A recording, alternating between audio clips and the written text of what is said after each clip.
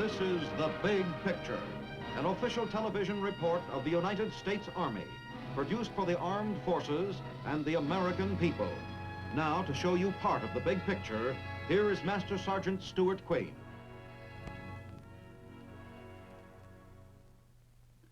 Since World War II, it has become increasingly apparent to the free world that its men and nations, in order to remain free, must be constantly able to explain liberty and freedom. The challenge of the present communist threat to the freedom of individuals and nations must be met by dynamic action. The communists have made amazing gains to date because they know what they believe, why they believe it, and can explain it to people anywhere in understandable terms. On the other hand, we as a free people who believe in the true form of liberty have many times been incoherent and lack the verbal ability to explain or defend completely what liberty is. In the city of Ottumwa in Iowa, we believe we have found a living example of everything we, the American people, stand for. At the crossroads of the nation in southeast Iowa lies the city of Ottumwa. It might be your town, or any town, USA. For here in this typical hometown, just being itself, can be found that intangible substance which we call our American way of life. It is a substance which lives in the people themselves, each of whom in his own way contributes to its growth. All the people of all walks. Among them, making his own special contribution, is Sergeant Wallace Bacon. Just as he has done for several years now, Sergeant Bacon, the Army recruiter for Ottumwa and surrounding districts, leaves his office in the federal building for an appointment with a boy and a problem. To the people of Ottumwa, Sergeant Bacon's car is a familiar sight as it travels the streets and country lanes on its military mission. For Sergeant Bacon is in this community a friend, as well as a symbol of an obligation which at some time must touch the lives of all of us. I know the farms that lie outside Ottumwa as well as I know the city streets. I've been visiting them for years, on just such an errand as this trip to the farm where Gerald Brunk lives, a few miles outside town. I know the mothers of Ottumwa, women like Mrs. Brunk, who look forward to my visits with their sons with perhaps a little more apprehension than the boys themselves have. For all mothers everywhere find it just a little sad to realize their sons are growing up to accept men's burdens. But however difficult it might be, Mrs. Brunk, like all Ottumwa's mothers, knows the meaning of words like duty and patriotism. They are often enough my allies in my job of advising their sons on the nature of the duty that lies ahead of them.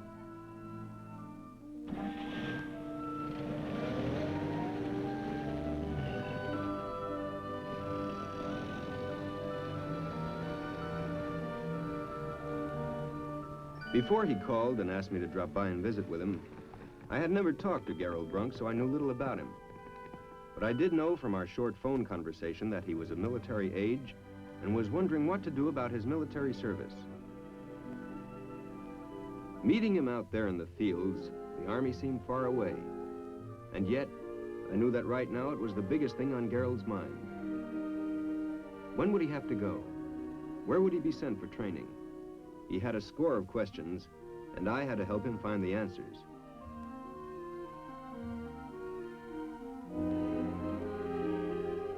Coming to grips with such urgent questions is easier when you take time to get acquainted first. We discussed the crop prospects and town news for a while, and then we got down to his problem. Facing Gerald was a difficult decision, whether to wait for the draft to call him or enlist now and plan his military duty so that it would interfere as little as possible with his future. It's not an easy choice for any young man to make. It is not easy for Gerald, or for any young man like him, to understand why his life in this time of peace must be interrupted by military service. The countryside offered a symbolic backdrop for our discussion. for we were talking about Gerald's duty and his future within the very sight of the things in his life that were important to him. His farm, his family. It was up to Gerald to understand that just as his father did when he was a young man, he too must now help protect all of this. These familiar fundamentals which literally constitute his way of life. Like most of us, Gerald takes his way of life pretty much for granted. His big problem is building up a prize herd of Suffolk sheep and learning all he can about farming. Farm work and chores go on in a pleasant routine, and there's little to disturb his plans. On Saturdays, he helps his father take the livestock to the sales barn in Ottumwa, just as he has done ever since he was old enough to climb up into the family truck.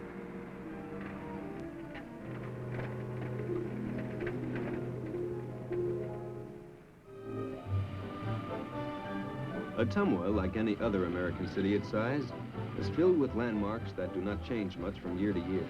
The town square, the post office, a 5 and 10 cent store on the corner, the railroad crossing, where every day the guard holds up the morning's traffic to let the 905 to Des Moines go through.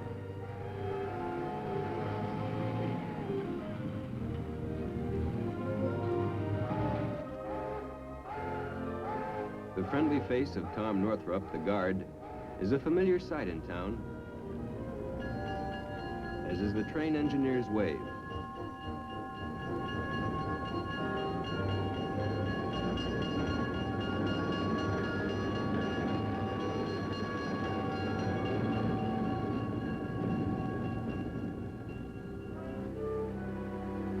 As they do in any other farm town, all roads in Ottumwa on a Saturday morning lead to the sale barn, a community meeting place for town and country folk alike. Cattle are highly respected out here. A good head brings a good price.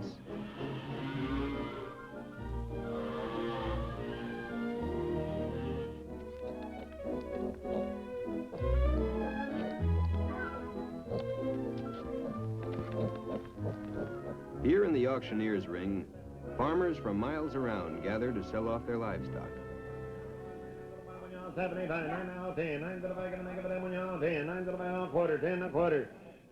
In this barn, after years of visiting it with his father, Gerald has come to learn the business of trading. He has come to understand the auctioneer's chatter.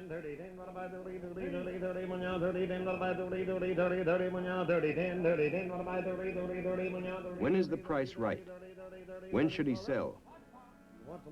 These are the business instincts he must acquire. Farmers are important citizens in our community. The land and its produce have brought industry to Ottumwa. Here is located one of the biggest meat processing plants in the country.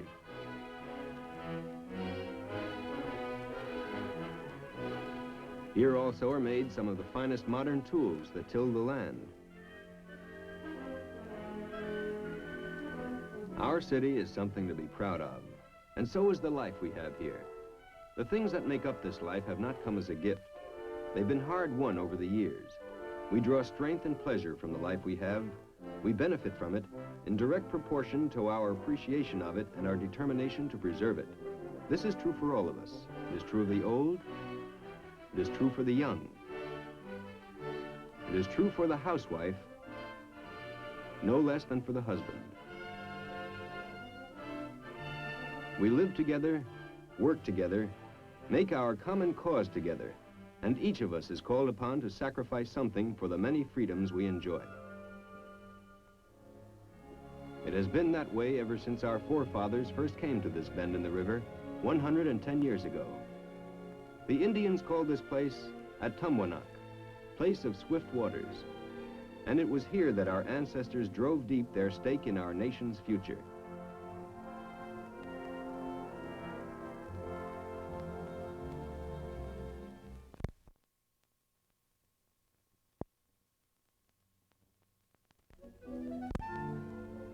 Today, from his vantage point on top of the courthouse, Chief Wapello watches over his campsite that gave birth to a town, a beloved reminder of our city's beginning. Across the square in the library is written the record of our town's history. At this spot, our people built their first schoolhouse. They cleared the land and farmed and went into business. They worked hard, and by the time the railroad came, we were a thriving, prosperous community, boasting many fine homes.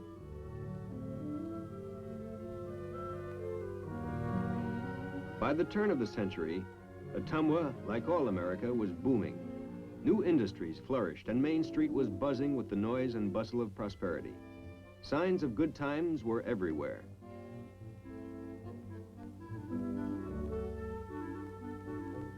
Then, something happened.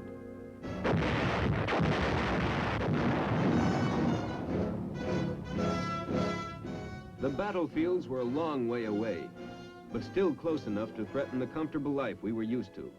Still close enough for the young men of Ottumwa, like all other Americans, to be called upon to defend it. Sergeant Arthur Mengi, Private Charles Orman, Private Marlowe Work. They and hundreds more of Ottumwa's own Company G, 42nd Rainbow Division, answered the call and marched off to war. Some did not come back, but remained where they fell, in heroes' graves.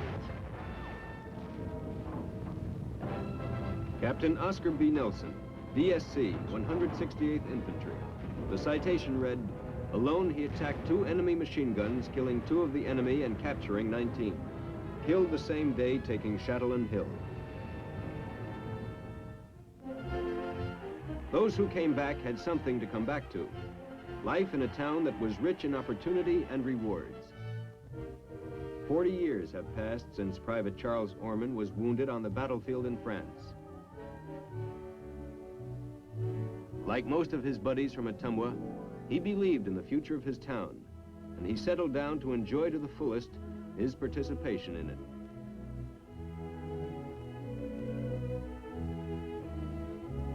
There are a lot of veterans in Ottumwa, just as there are in any town. Men like Amos the Barber and Art Mengi, wounded in action and now the custodian of our high school. Men like Police Chief Canny. All of these men are understandably proud of their memories of military service. They don't consider themselves heroes. They help to protect what they believed in. Out of the services of such men as these, the rewards and pleasures of living in a city such as ours have been preserved. It's a good place to live, a rich, thriving city in step with the nation's progress, serving the heart of the great Midwest.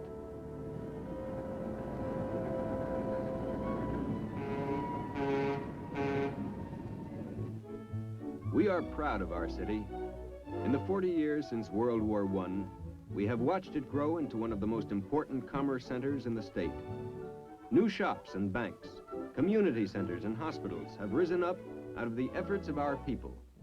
We have worked hard, and the rewards have been a way of life and a standard of living second to none anywhere in the world.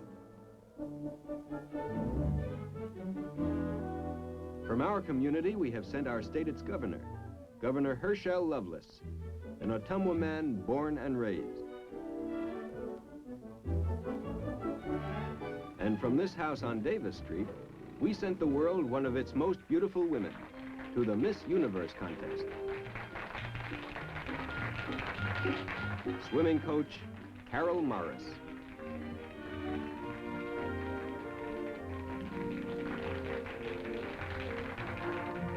Carol Morris competed with some of nature's loveliest creations and won the title of Miss Universe. When people talk about Midwestern beauty, this is what they mean, and we're mighty proud of it. War has touched the life of our town and the lives of our citizens as it has touched the nation twice more since World War I. Like all America, we have woven into our pattern of living the ceremonies of remembrance. Veterans Day is a day of honor for us. We all participate in it in one way or another.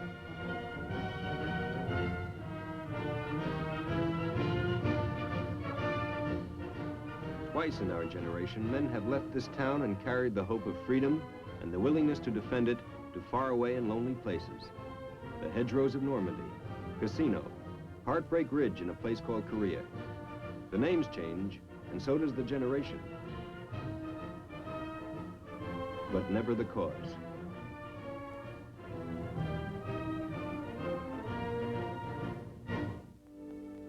Liberty does not come as a gift. The price of freedom has always been high. We cannot honor this knowledge too much. We cannot learn it too deeply.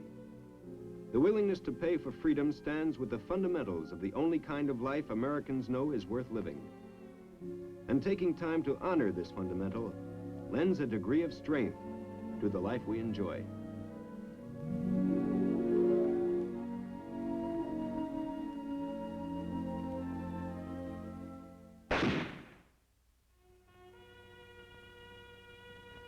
Men like Mayor Stoltz and civic leaders gather with the rest of us to recall for a silent moment those men who made the supreme investment in our future and kept this country safe.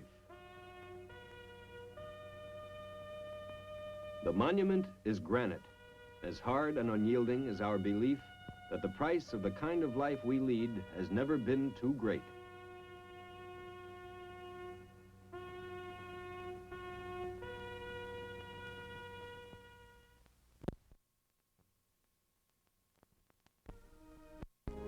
We are fortunate to have in our town council far-sighted men dedicated to our city and its future.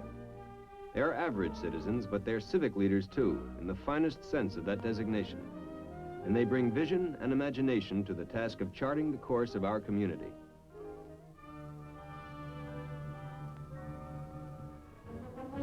The future of any community depends on its youth. In Ottumwa, we encourage all kinds of activities for our young people. At the annual Scout Jamboree, the whole town turns out to honor them.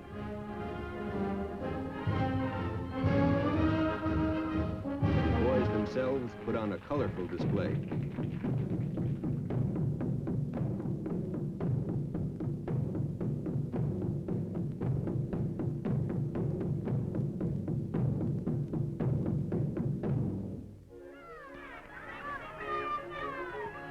Governor Loveless and other state leaders attend to show the importance they place in our youth. It is through youth organizations like the Boy Scouts that our young folks first learn the meaning of community responsibility and come to appreciate the freedoms that serve as the very basis of our community and national life. We're a friendly community, and freedom from fear is one of the first freedoms we learn to take for granted. The policeman on the corner is not the agent of a suspicious and hostile state. He is a friend, one of our neighbors helping us to protect our rights.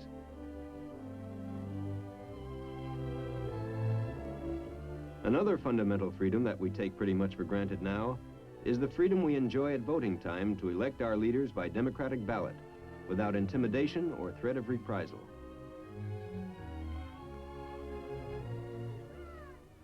We enjoy the freedom of equality and fair play for all.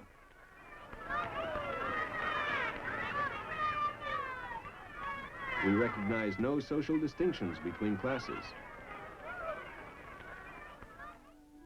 We enjoy the rights of free working men.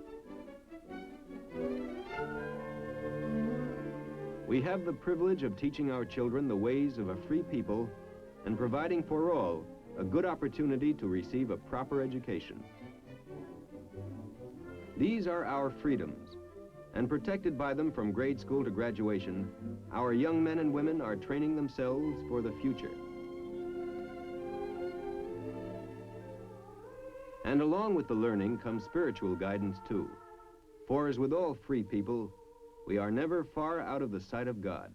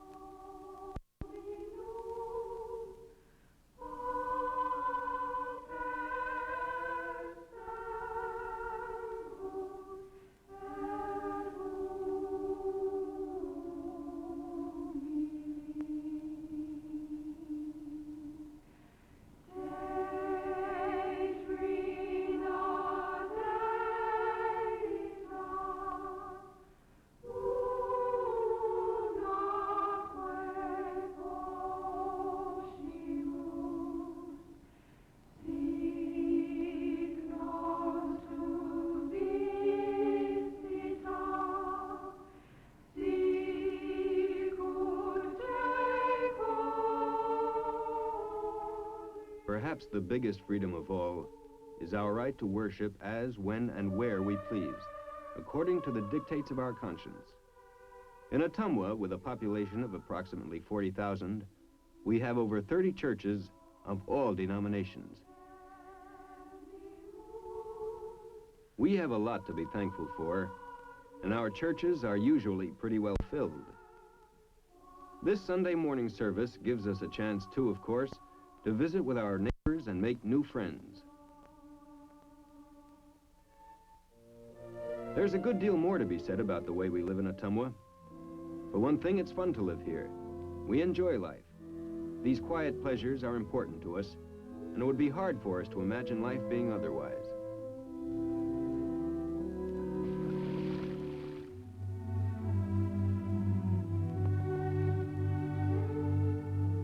And as always, the responsibility for preserving the way of life that is ours falls on the young men of our community. They face a future far richer than any generation before them. Their stake in life has never been so high. For them, as they approach maturity, begins a time of responsibility. And for most of them, the biggest immediate responsibility they must face is military duty.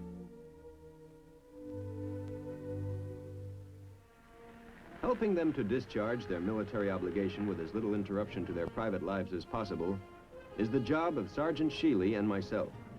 They call us recruiters, but counselors would be a better word. Our job is to visit all young men of military age and explain to them the Army's program.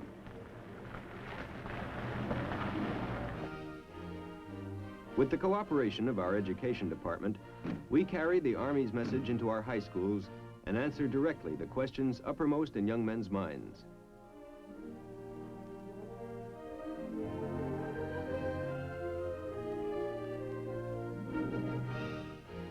We tell them that every American generation has been called up for military service after trouble broke out. The idea today is to prevent and deter war by being strong all the time. How do you defend millions of Americans? One way is to have a big standing army. The American way is to have a small standing army backed up by trained reserves. If a boy enlists, his time of service remains the same, but he can choose the branch of the Army he would like to serve in and can split his duty up in any one of several ways. High school graduates who enlist can pick their own technical training, everything from radar to medicine, or photography to finance. Some boys can take advantage of a new ruling, which permits them to join the local Army Reserve or National Guard outfits and serve out their military obligation in their own hometown. Here they will learn how to become soldiers. The local airport becomes, for them, a parade ground. They must learn all phases of training, from foot drill to communications, maintenance of vehicles, and operation of weapons. Here, too, they learn a little of the ways of Army life in the field.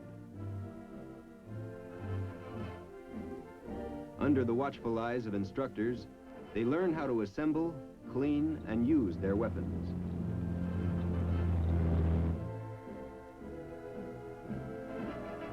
They become modern Minutemen, carrying on the traditions of Ottumwa's famed Company G Rainbow Division, truly a ready Army in reserve.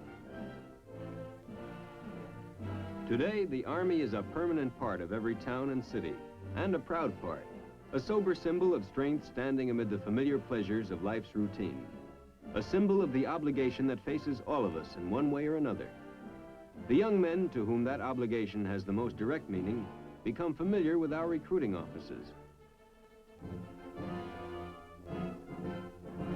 Through the doors of these offices, too, pass the loved ones and parents of men and women already in service. Policewoman Louise Crooks drops by the office to tell me her son Jim has received an appointment to West Point.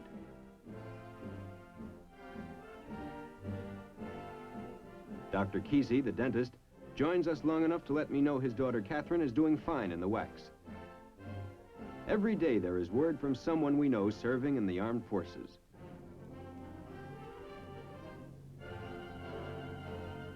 The people here have come to accept the Army as part of their way of life. Even more gratifying to me is that they now seek me out as a friend. They know I can help their sons over the most difficult years of decision in their lives. Young men like these stand poised to take the step from adolescence to maturity.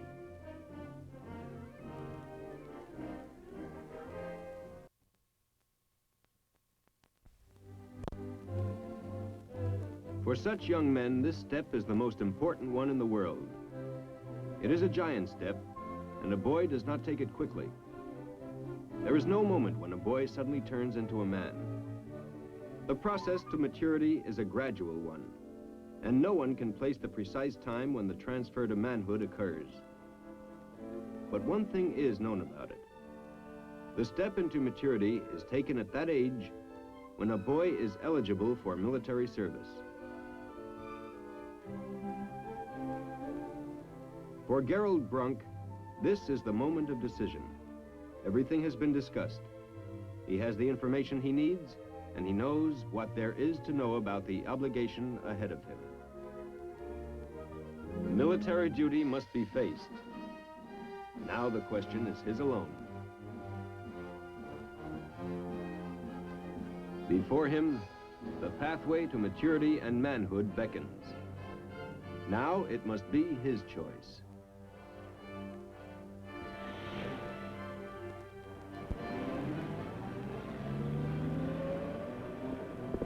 This is the story of just one Iowa farm boy and his town, its fields, its families, and its future. But it is more than that, for this is America. This is our heritage, this land, this way of life, this concept of freedom. In all young men, this nation now puts its trust. Through them, in service to God and country, it shall forever remain free.